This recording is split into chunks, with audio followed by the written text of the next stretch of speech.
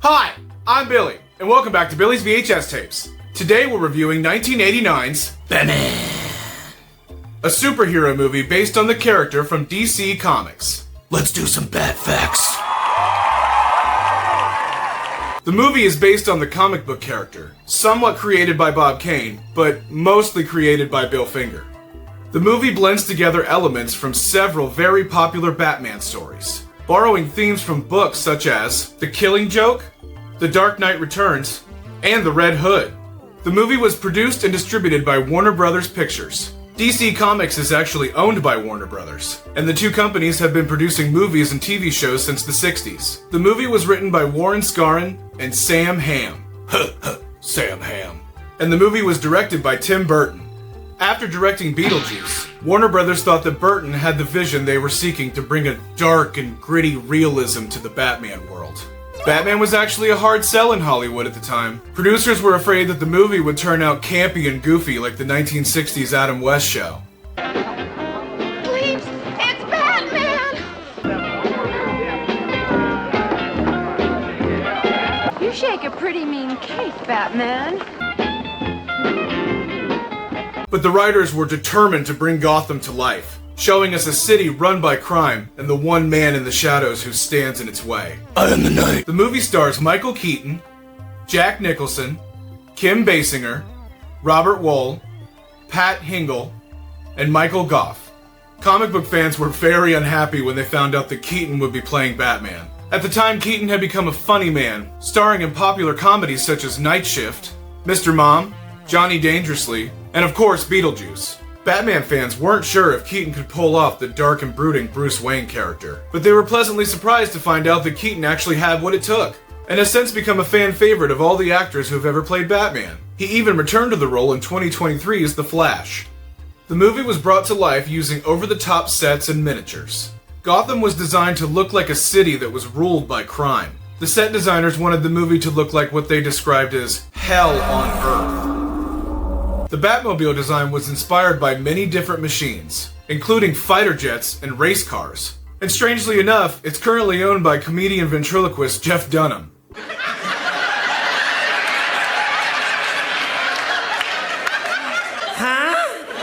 The movie's score was composed by Danny Elfman, who, as I mentioned in my Beetlejuice review, would go on to compose the music for many Tim Burton movies. But the soundtrack itself is mostly made up of music written and performed by Prince. Tim Burton was against the idea of Prince writing the music for the Joker, but honestly it really fits. It makes the Joker seem, really wild and goofy. And then Danny Elfman's score playing over the scenes with Batman make him more serious and dark and brooding.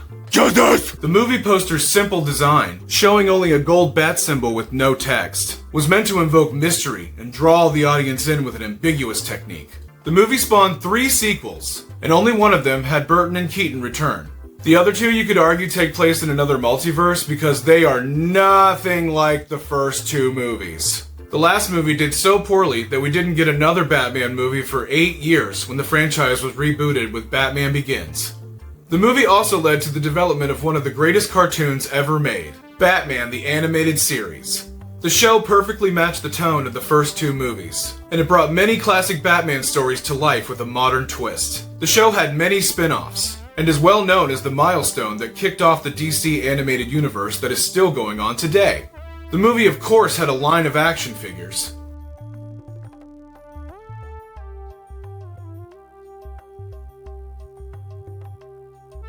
as well as several video game tie-ins.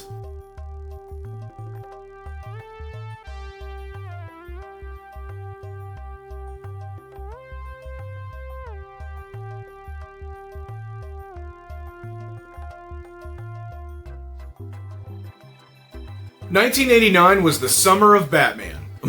Famous fanboy Kevin Smith has said that the hype for the movie was so huge that you couldn't walk down the street without seeing a bat symbol. Batman was part of one of the biggest blockbuster summers in movie history. The movie was up against major titles such as Honey, I Shrunk the Kids, Indiana Jones and the Last Crusade, Ghostbusters 2, Dead Poets Society, Field of Dreams, Roadhouse, and UHF.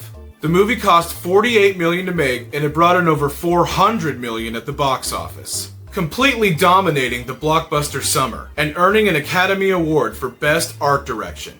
I love Batman. He's my second favorite superhero. And personally, I think Keaton is the best on-screen Batman.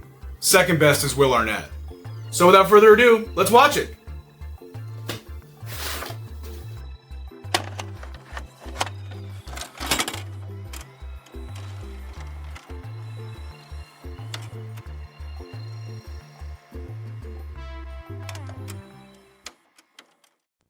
And now, our feature presentation.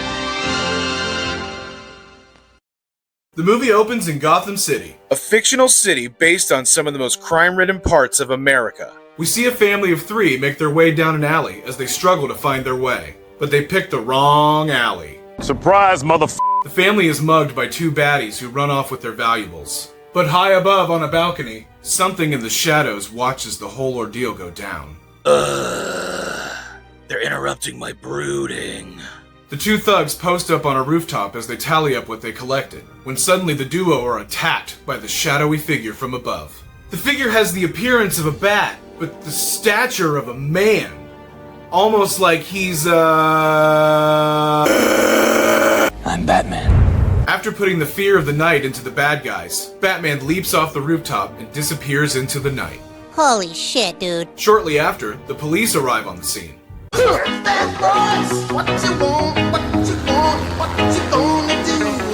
And HBO's Arliss is also on the scene, reporting for Gotham Globe News. He's been following the Batman story for quite some time now, and dirty cop Lieutenant Eckhart wants nothing to do with him. Around the corner, we're introduced to the villain of our movie, Jack Napier. He's shown up for a meeting with Eckhart, and we learn that Jack is pretty crazy, but he's about to get even crazier. Jack Napier was just your average mafia guy, out there banging his boss's wife. But his world is about to be turned upside down, because he's about to become the Joker. This summer, it's nothing but wild cards. Bob, it's done. Rated PG-13. The next day, we see Commissioner Gordon, Harvey Dent, and the mayor discussing plans for Gotham's 200th anniversary festival. And down the street, Arliss is mocked by his colleagues for chasing after the Batman. But sexy photographer Vicky Vale isn't laughing at him. In fact, she wants a picture of Batman. She can't have it! Arliss and Vicky know that the commissioner has a file on the Batman, but he refuses to speak about it to the public. But they're hoping to bump into him and get him to spill the bat beans when they attend Bruce Wayne's fancy casino party. Come on down to Bruce Wayne's fancy casino party. Sponsored by Bat Beans. And while the party rages, elsewhere we find out that Jack has been banging his boss's lady. And to get even with him, the boss sends him on a setup mission. We've been ratted out here, boys. When the police show up, we see them get into a shootout with the mob at the chemical plant, until Batman shows up and starts to subdue the baddies. After Jack guns down Eckhart, the tussle between him and Batman ends with Jack landing in a vat of toxic chemicals.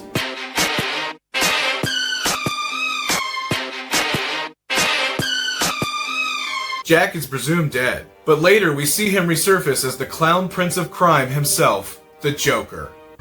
Mirror! The mirror!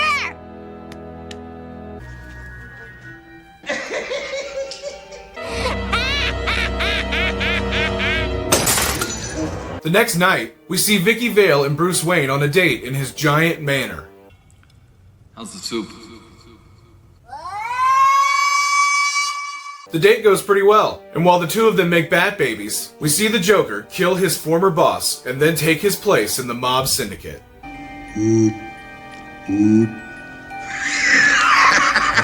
What happens when an evil, unstoppable force Meets an immovable object of justice. sounds like a movie plot to me?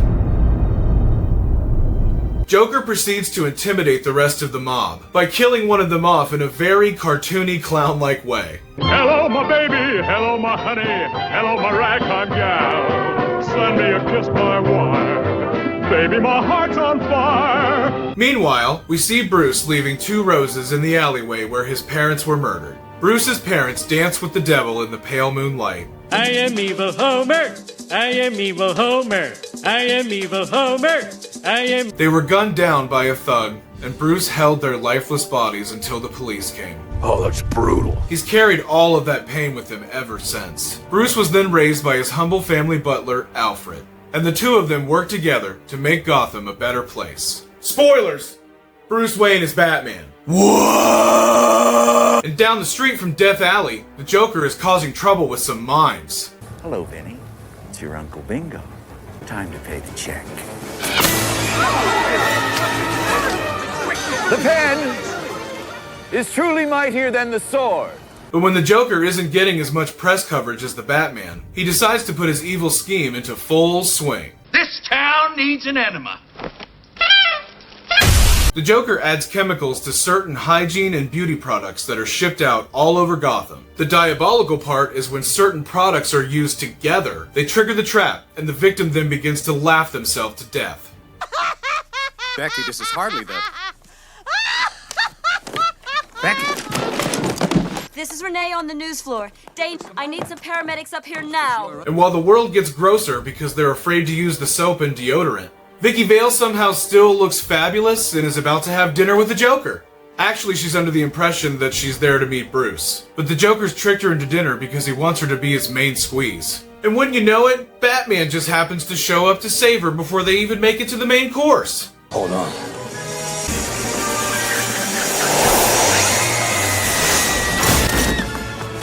Get those wonderful toys. After a car chase in the iconic Batmobile,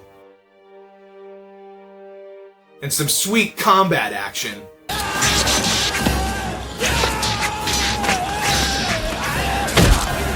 Batman and Vicky make their way back to the Batcave. Batman tells Vicky that he's done some extensive detective work, and he's figured out the Joker's pattern of products that lead to the death laughs. And the next morning, Vicky prints the information in the Gotham Globe. She also points out in the article that Batman is the one who figured out the combination of products that was killing people, leaving many citizens of Gotham on the fence, wondering if Batman is a friend or a foe. The next day at Vicky's apartment, Bruce shows up to admit to her that he's Batman.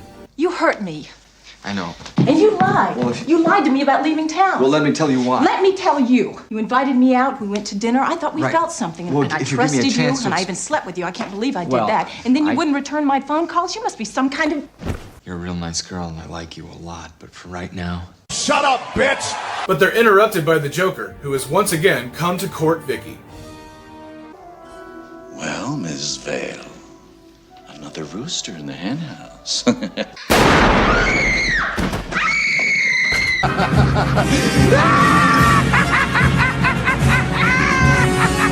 That's not what I did! Bruce deflected the bullet with a metal tray that he had stuck in his bat pants. And just before the Joker pulled the trigger on the gun, he said something that triggered Bruce's trauma. You ever dance with the devil in the pale moonlight? You ever dance with the devil by the pale moonlight? We find out that a younger Jack Napier was the one who murdered Bruce's parents. My parents! Which means that the Joker is responsible for Bruce becoming Batman, the same way that Batman is responsible for Jack becoming the Joker. You made me. Remember? You dropped me into that vat of chemicals. That wasn't easy to get over. And don't think that I didn't try. I know you did. You killed my parents. What? I made you. You made me first. You wouldn't hit a guy with glasses on, would you? The third act is about to begin, and the Joker is calling out Batman, challenging him to a final fight in the middle of Gotham's anniversary festival. The Joker also plans on dumping $20 million in cash into the crowd to show Gotham City that he's a good guy. And while Bruce is busy doing the thing he's best at, Broody! Alfred reveals their secret to Vicky and allows her into the Batcave. Alfred fears that he will lose Bruce the same way he lost his parents if he lets Batman consume his entire existence. I have no wish to fill my few remaining years grieving for the loss of old friends or their sons. And Alfred can tell that Vicky makes Bruce happy, and maybe if he invites her into his life, she can keep him grounded, and maybe one day Bruce won't need Batman anymore. Or at least until the end of this movie, because we never see Vicky again afterwards. Bruce is open to the idea of having Vicky in his life, but right now, he's got a clown to catch. I'm the Batman. I'm the Batman now. We cut to the streets of Gotham, where we see Joker kicking off the festivities with parade floats and balloons. And just as he promised, he begins throwing out $20 million in cash. Arliss and Vicky are there to cover the festival for the newspaper, but the Joker shows that he's less of a good guy, and he's more like a good guy doll.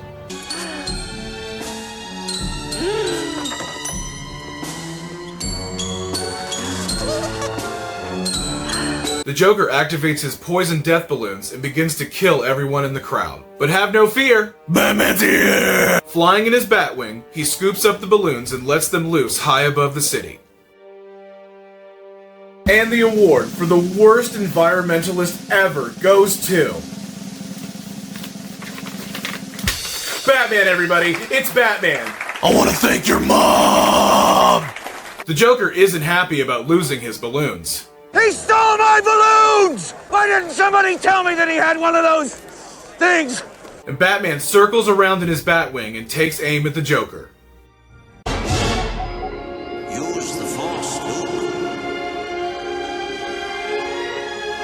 Let go. But the Force isn't strong with Batman, and he misses his shot. The Joker then pulls out a very long revolver. Long,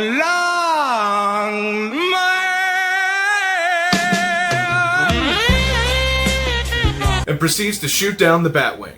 Batman crashes into the steps of a creepy old church. And when Vicky runs to his aid, the Joker shows up and he escorts her up to the top of the bell tower. But Batman's not done yet. I didn't hear no bell. Batman fights his way through Joker's goons, making his way to the top for the final showdown. Excuse me. Have you ever danced with the devil in the pale moonlight? After some roughhousing, our hero and damsel end up dangling off the side of the church. Is this the end of our Caped Crusader? Has the Joker finally beat the Bat? Find out right now on Billy's VHS tapes. The Joker thinks he's won, and more of his goons show up in a helicopter to pick him up. But Batman has one last trick up his utility belt. He fires a grappling hook, wrapping one end around the Joker's foot and another end around a heavy gargoyle. The Joker struggles to bear the weight until he can no longer hold it and falls to his death. This image of him falling off the building is f***ing terrifying. It haunts my dreams to this day. The movie gives us one last thrill. Batman and Vicky lose their grip and begin to fall to their deaths. But at the last minute, another grappling hook saves them just in time. Where do you get those wonderful toys? The day is saved, and the crime wave in Gotham has come to an end. For now. The citizens of Gotham have learned that they can trust Batman and that he's here to keep the city safe. And the movie ends with Batman perched way up high next to the new bat signal, which the people of Gotham can use whenever they need to call for his help. Justice! And that's it! That's Batman from 1989. A surreal action movie that feels like it's jumping off the pages of a comic book. Does he recommend it? I highly recommend this movie for nerds. If you're into comic books and hero fiction, you'll definitely enjoy this movie. And honestly, I'm gonna go ahead and recommend it for everyone, because even if you're not into that stuff, you'll still enjoy this movie. You'll at least enjoy the atmosphere, the action sequences, and the funny dialogue. Batman '89 completely changed the game for superhero movies. Warner Brothers has contributed quite a bit to the superhero genre of movies, producing both the Batman franchise and the Superman franchise. The movies have earned their spots in cinema history, and they spawned many tropes that we still see in superhero movies today. I love Batman because he represents everything that's good, but he looks like a terrifying creature of the night. I am the night. He slinks around in the shadows and he uses super cool gadgets. This movie was the first time that we saw the Bat on the big screen. Hi, Billy from Billy's VHS tapes here, and what I just said wasn't true. Actually, the first time we saw Batman on the big screen was in 1966 with Adam West's Batman. I forgot he made a movie. And there was also the Batman serial in 1943. I guess when I said Keaton was the first on-screen Batman, I guess what I meant was like he's the first big on-screen Batman. He's definitely the first most memorable big-screen Batman. Just wanted to clear that up and say, sorry Adam West, you were a national treasure. And since then, we've seen him many more times with many different faces. And I'm sure we'll see him many, many, many more times because everybody loves Batman. Well, that about does it for this Bat review. Hey, thank you so much for watching.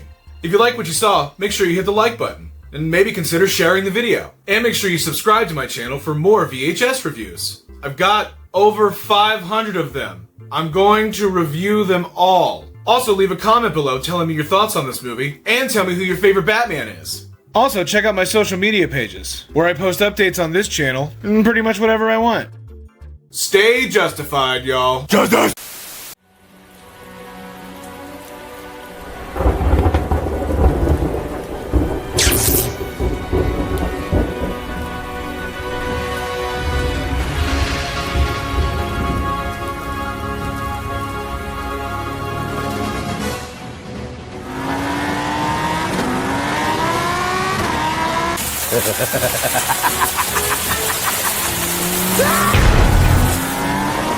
Wow, that was Batman!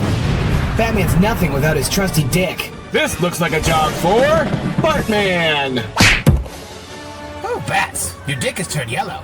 You might want to get that looked at. Release the Bat clones! The what now?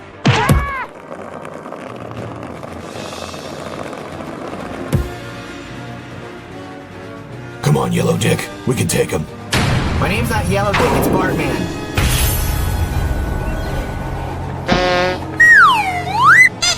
Go get him, Bat Boys! Justice in the night.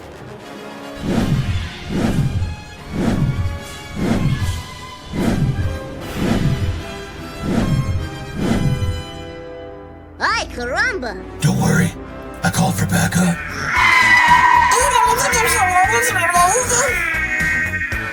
Jesus, Billy, how many references are you gonna cram into this bit? As many as I want, you little yellow dick.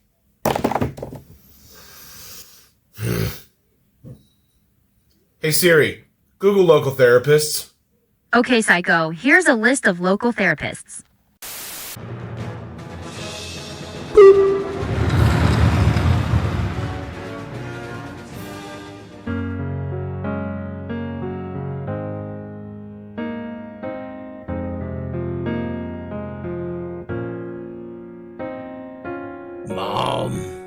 Mom and Dad, I miss you so goddamn bad.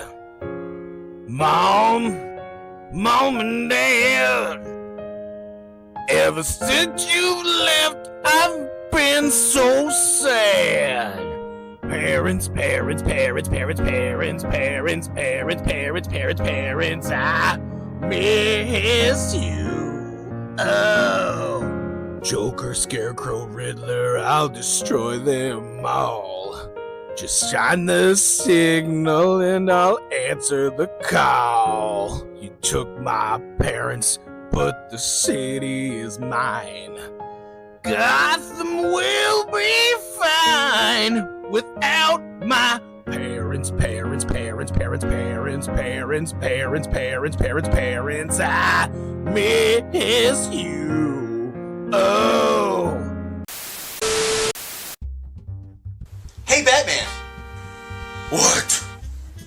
What are you?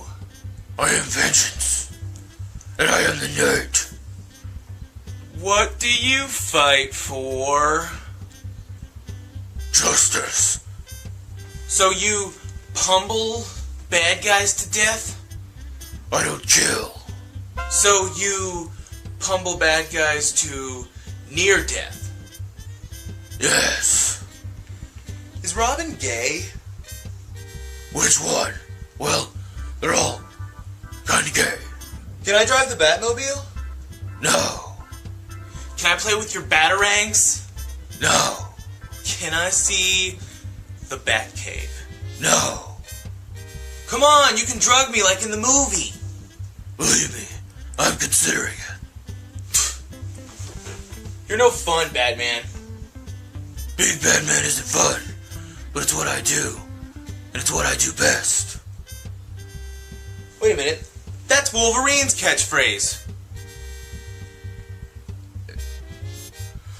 I am the Knight.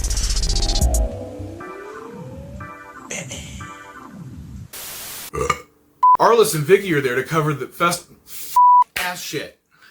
Our hero and damsel end up